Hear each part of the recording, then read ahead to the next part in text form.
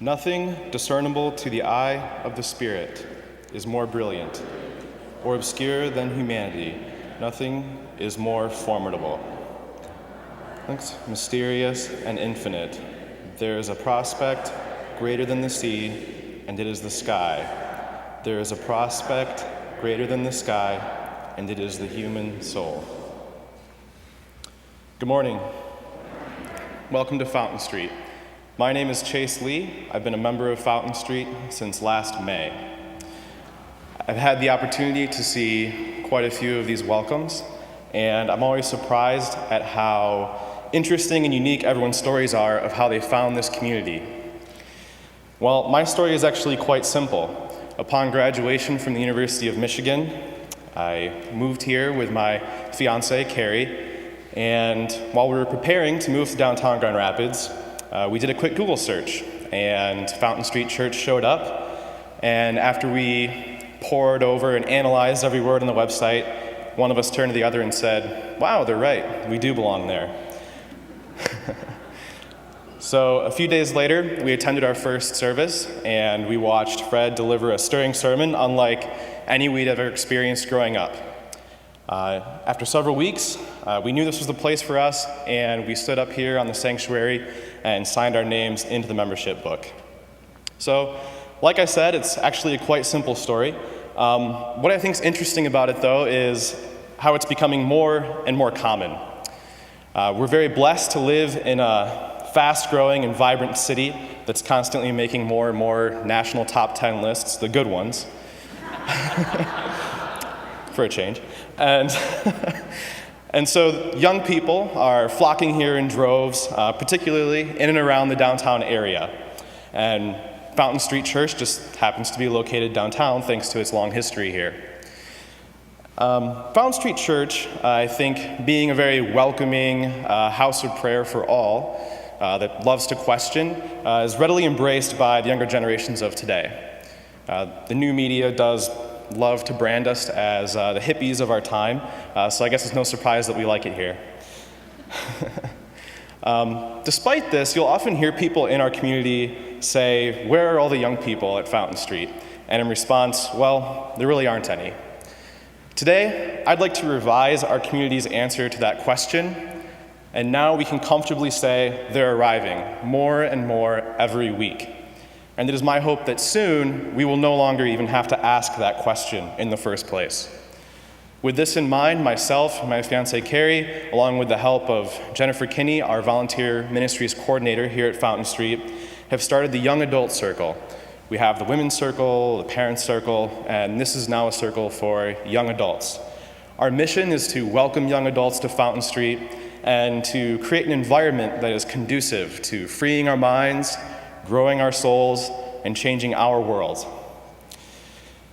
If you're a young person, or if you know someone who would be interested in such a community, then I would say to them, this is Fountain Street Church, and you belong here.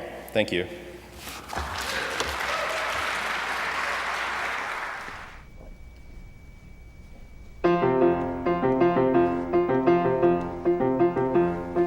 At the end of the day, you're another day older.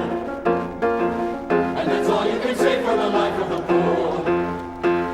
It's a struggle, it's a war, and there's nothing that anyone's giving. One more day standing about, what is it for? One is basically looting. At the end of the day, you're another day colder. And the shirt on your back doesn't keep out the chill. And the righteous hurry past. They don't hear the little ones crying, and the winter is coming on fast, ready to kill. One day nearer to dying. At the end of the day, there's another day dawning. And the sun in the morning is waiting to rise. And the waves crash as the sand like a storm that will break any second. Rains of hunger, rains of rent, this also have to pay. At the end of the day, At the end of the day, you get nothing for nothing. Sitting flat on your butt doesn't buy any bread. There are children back at home, and the children have got to be fed. And you're lucky to be in a job and in a bed.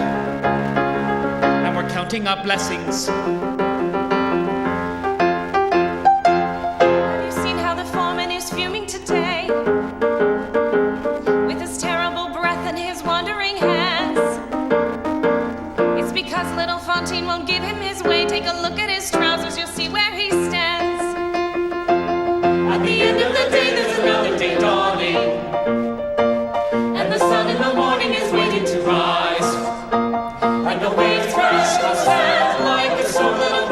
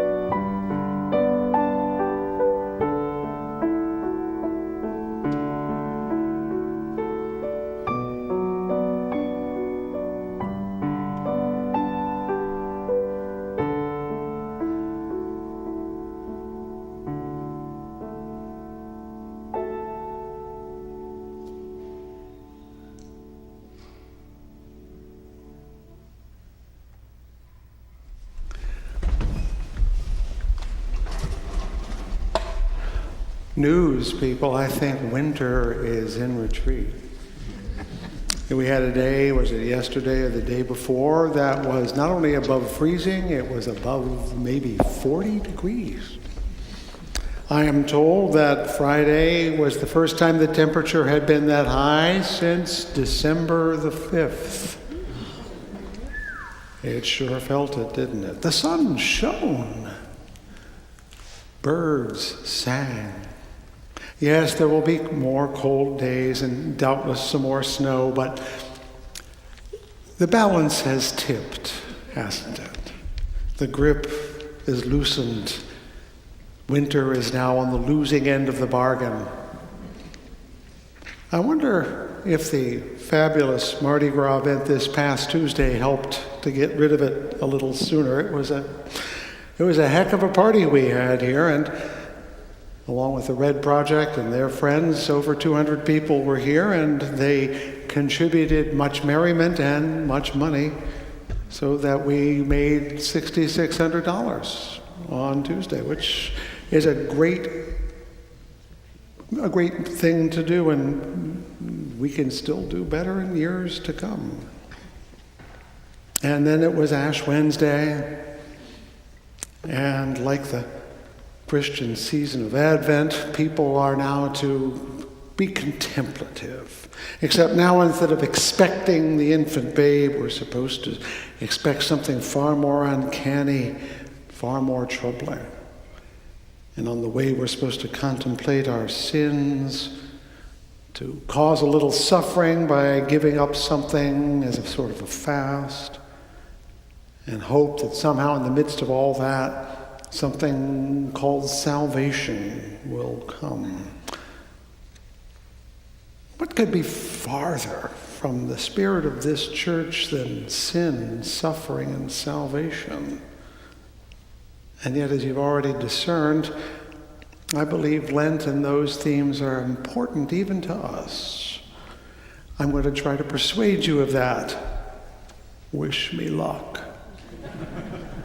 May the words of my mouth and the meditations of my heart be found true in thy sight, thou who art my rock and my redeemer.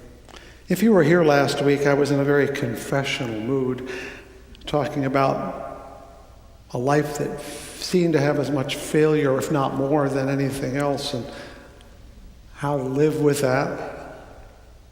I wasn't really confessing my sins, of course. That's a whole different process. But there is a similarity. When you fail, you've fallen short of a goal, even your own goal. It may be that of your life or your employer. I had the chance, when I was sorting through old things in the last couple of weeks, of bumping into my old report cards from elementary school and high school. A theme emerged. Oh, you already, like, it's rather mortifying. And said, in beautiful teacherly handwriting, there was said, Weldon would do better if he would work up to his potential. Anyone remembering Peanuts would remember Charlie Brown at some point meditating out loud to the reader, there is no greater curse than a high potential. So I've fallen short. I felt like I've fallen short. And to a certain extent, sin is a sense of falling short. You've let God down, or the church, or something like that. And we carry those burdens. Now, our Roman Catholic cousins have a wonderful system in place. They've had it for 1,700 years or more, in which one can confess these sins and receive absolution. It was a very big deal 1,700 years ago, and any of us who have had Catholic ancestors or grandparents can remember that there was a certain momentousness to it. And of course, the Roman Catholic Church, being a very efficient organization, provided a very long list of things that one could use to name all your sins. There were the mortal ones and the venial ones, you can see them listed. And then there were expectations and holy days of obligation, fasting on Friday, and going to confession itself. These were expectations. And if you didn't meet them, you were sinning. On a weekly radio program I share with a colleague, a caller talked about being a young Roman Catholic, 6 or 7 years old, and being instructed on how to go to confession, and would sit in the little booth, which they had then, and the priest would open the little slider, and you'd go through the ritual. And when you're quite young, as he was pointing out, said, I couldn't think of anything I'd done wrong. And then he told the priest, and the priest, being a good Catholic, of course, said, no, we are all sinners, and we all sin all the time. And so you have to have a sin. And so the man said, so I made stuff up. And he was talking about the irony that in order to meet the expectation of confession, he had to commit the sin of lying about sin in order to commit a sin. So there is a treacherous aspect of this sin and confession thing. It can become too mechanical. It can become almost an economy, a give and a take, which violates the whole nature of things. Of course, it all comes from that passage in Romans that I cited earlier, when Paul, brilliant man that he was, and he was brilliant even though I disagree with him, noticed that he tied the work of Jesus to the work of Adam, meaning their actions, and saying, as one man through Adam's fall brought sin into the world, so Jesus. John Milton's beautiful poem, Paradise Lost, this magnificent poem of man's first disobedience and the fruit of that forbidden tree whose mortal taste brought death into the world and all its woe, with loss of Eden till one greater man restore us and resume the blissful seat. Sing, heavenly muse. And then from there go 1,000, 2,000 lines of blank verse telling about the fall of humanity. Of course, the Roman Church had an extra nugget in its pocket. It refers back to Matthew saying, thou art Peter, and upon this rock, Peter means rock, in both Aramaic and Greek, I will build my church, and whoever you imprison, I will imprison, and whoever you let loose, I will let loose. And this is the warrant the Catholic Church has for remitting sins. We have the keys. If you want to get in, you have to go through me. The keys to the kingdom. They are so convinced of that if you go to St. Peter's in Rome and you stand underneath that beautiful dome from the inside, alongside a baldachin that makes this look quite tame, there is an inscription around the base of the dome in Latin that says, thou art Peter, and upon this rock. They're very serious about that. This sin stuff is a big deal. And lest we think it's esoteric and bizarre and off in the world that doesn't affect us, there's a wonderful story told by the comedian Lenny Bruce. You have to be over 50 to care about someone named Lenny Bruce. He was an outlandish comedian in the 50s and 60s. He was the first to talk dirty in public, and he got arrested for it often and tried for it many times. And on one of those occasions, I think it was in Chicago, the trial began on Ash Wednesday, and he, being a Jew, only noticed this when the judge and the prosecutor and all the men in the jury showed up with ash crosses on their foreheads, at which point he knew the game was over. And he was, in fact, convicted. That's, of course, the ritual. If you go to a Catholic church on Ash Wednesday, you kneel and the priest makes the sign of the cross on your forehead in ashes and utters the word, from the dust thou art and to dust thou shalt return. And that's the consequence of that Adam thing with the fruit and the falling in the forbidden tree. And if he hadn't done that, we'd all be in Eden naked as jaybirds and having a blast. But he did, and so we're sunk. So this sin stuff is still very powerful in the world. Even if you and I don't buy the story, this notion is very powerful. Not just to Roman Catholics, it's everywhere when you think about it. Everybody has some notion that human beings mess up a lot, and we have to deal with that. And even religious liberals like you and me, we have to take it seriously. We really do. Which is what I'm going to try to do this Lent, to take this sin thing seriously, not dismiss it as so much hocus pocus or mumbo jumbo or so much psychological claptrap. It's a very real notion, and we deserve to take it as seriously as others. And so this morning, with the few minutes I have left, I'm going to name the place I think sin comes from. And it's not in the Bible, it's not in Adam, it's not in the Garden of Eden. I'm going to talk about it more or less scientifically. I'm going to tell you that it starts with one simple phrase. That's disgusting. Sin is about things that are disgusting. Actions or outcomes, things that are repellent, repugnant, and nauseating. In fact, nausea is the physical feeling of disgust, isn't it? It's the way our bodies react when something awful is inside. We want to get it out. We find certain sensations, certain smells and tastes, but other things just physically revolting, don't we? And not just us, all animals, and maybe even some plants have this response of loathing to things that are really dangerous to them. We learn to avoid them, of course. But we also do disgusting things, don't we? That other people don't like. Even if we don't think they're disgusting, other people do. You could say that society emerged as the need to handle our own disgusting acts. And I mean that in the most clinical sense of the word. If you live in a town, you have to deal with things like sewers.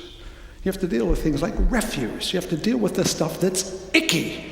And if you let it pile up, that town will not function. In your own home, you have to get rid of it too. I'm talking about this sense that there are things that we want to avoid because they're dangerous, but we respond to them as though they're just disgusting.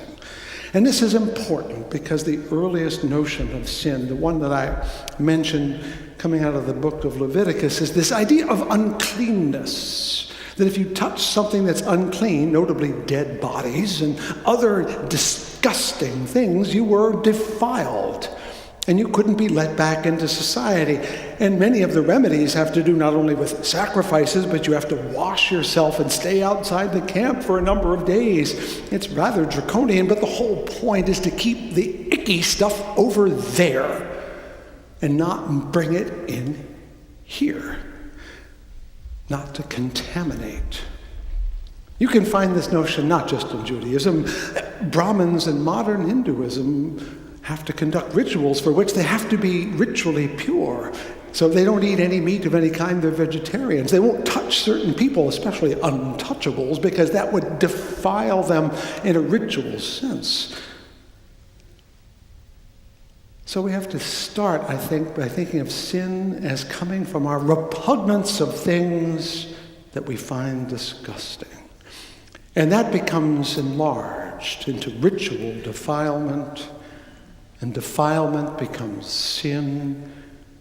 And some things became disgusting just because the priests told us they were disgusting, or later because our parents told us they were disgusting. None of us, to my knowledge, successfully toilet trained ourselves, did we?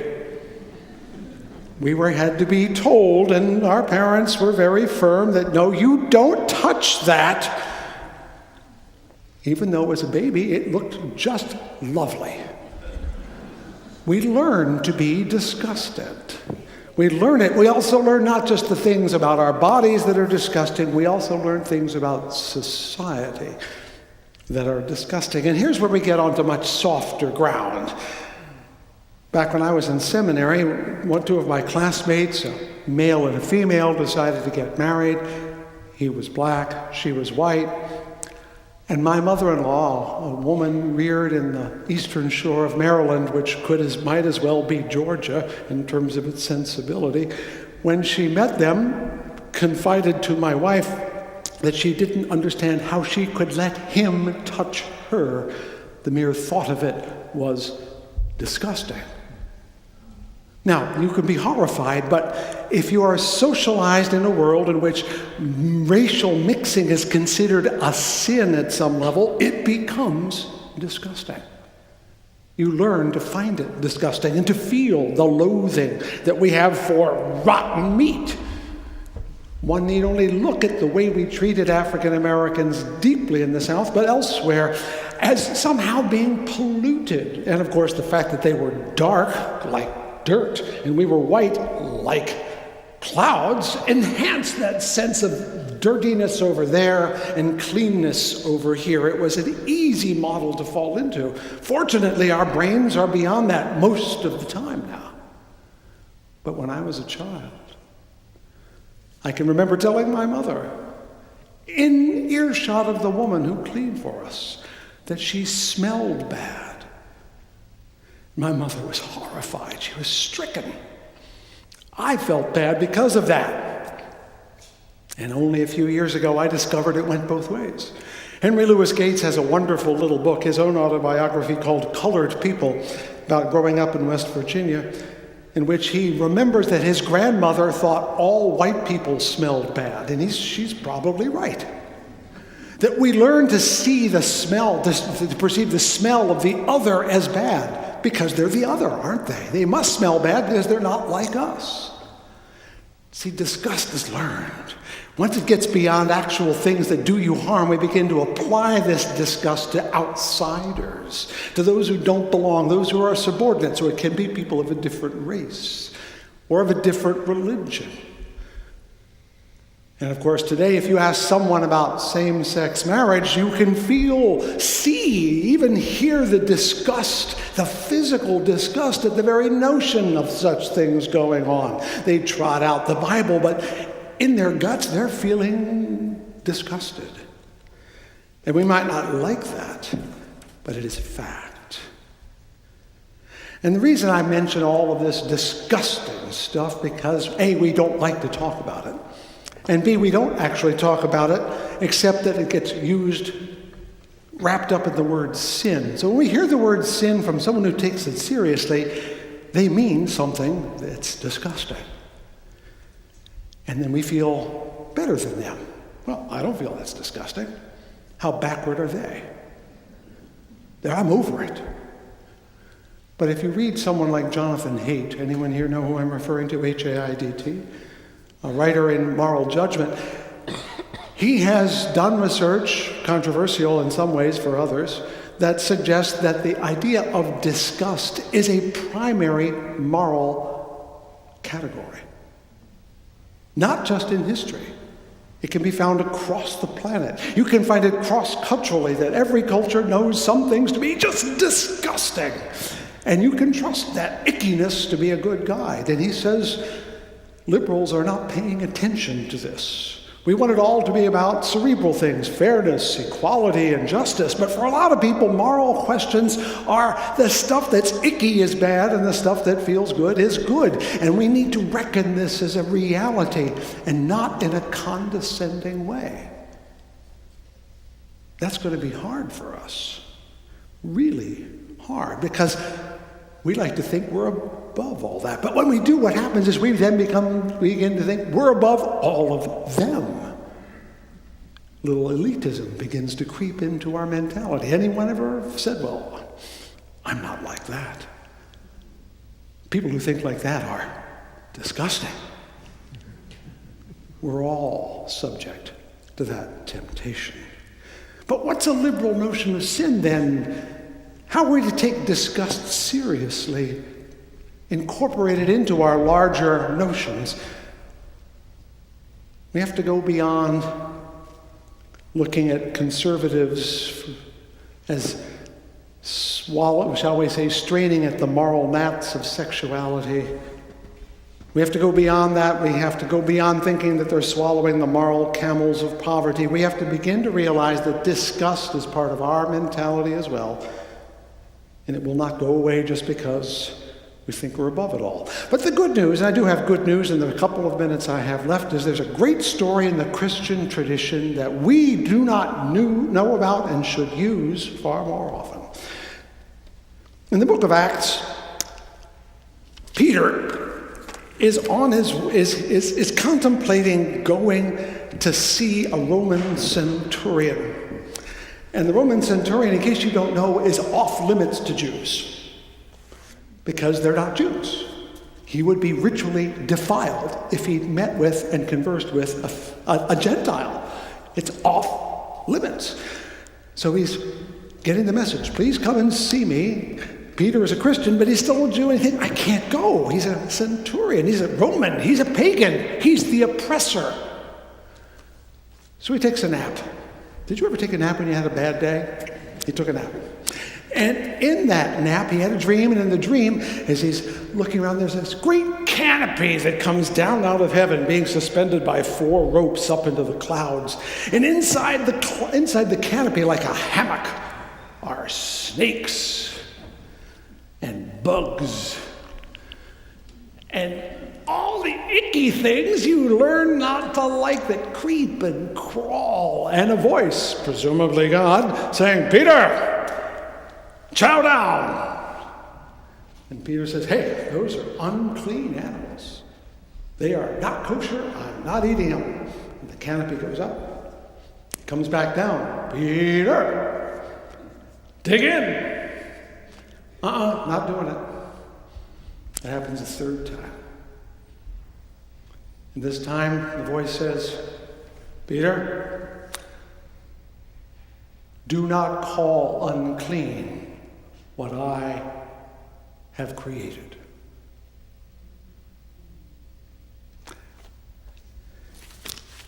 Like it or not, friends, we live in a messy world. And we make it messy all by ourselves. Who here drove a car today? Carbon footprint all on your hands. Who here made food that was not grown at your house or slaughtered by your knife? Someone was not paid enough so that you could get that bargain even at Costco. Who here lives in a house being heated by natural gas, which is certainly better than coal? Maybe it's by coal. Do you understand? Even when we're being our very best, we're still messing the world up. We are not just outside the canopy looking in going, ick, we're in the canopy, guys. We're part of the mess. That's the bad news. We got to get over it, that the world is a messy place, and sometimes it's disgusting, and sometimes we're disgusting to someone else. Now I'm going to give you the good news for today, but I can't finish it because I'm not as good as I'd like to be. The good news is God doesn't care how much of a mess you made it because God made it a mess to begin with.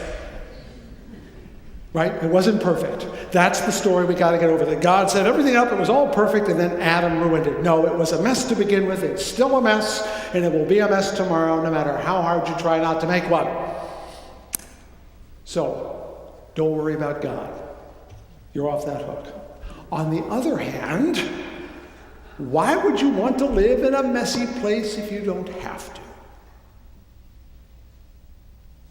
Sin is not doing things that offend God. It's doing things that make more mess than you really gotta. It's really that simple. I wish I could get into it a little further, but I want to start with this. Yes, life is disgusting. You're a part of the problem. Get over it. And our challenge is to make sure that when we speak to the world, that we say, you're a mess, come on in. Help us make some really classy mud pies.